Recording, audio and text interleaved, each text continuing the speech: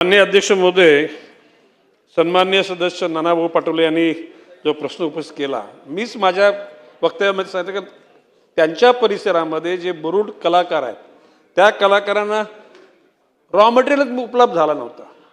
मी आमच्या खात्याच्या अधिकाऱ्यांना आदेश केले होते। माझ्या माहितीप्रमाणे त्यांनी प्रयत्न केले, का केले प्रयत्नांना यश का नाही आले याचा निश्चितपणे मागोवा घेतला जाईल आणि ज्या ठिकाणी ज्यांनी दिरंगाई केली असेल अशा अधिकाऱ्याला त्याच्या अनुषंगाने ज्याला जी काय त्याला सजा द्यायची ती निश्चितपणे दिली जाईल।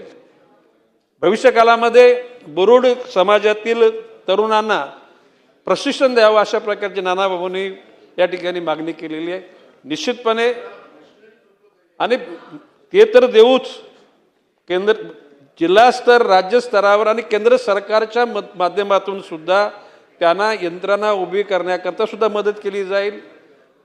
MIDCच्या मार्फत त्यांना अनुदान दिलं जातं, बांबू बोर्डामार्फत अनुदान दिलं जातं, रोपं लावणारी हा भाग निराला देणार का? हा माझा अध्यक्ष महोदय, सन्माननीय सदस्य नानाभाऊ पाटोले यांनी सांगितल्याप्रमाणे जे बुरुड लोक आहेत त्या लोकांनाच त्या ठिकाणी आव्हान केलं जाईल, त्यांना बोलवलं जाईल, जिल्हाधिकाऱ्यांच्या नियंत्रणाखाली त्यांच्यामधून त्यांचा जो टॅलेंट आहे त्याला प्रोत्साहन देण्याकरता राज्य सरकार निश्चितपणे प्रयत्न करेल, या ठिकाणी मी आश्वासित करतो।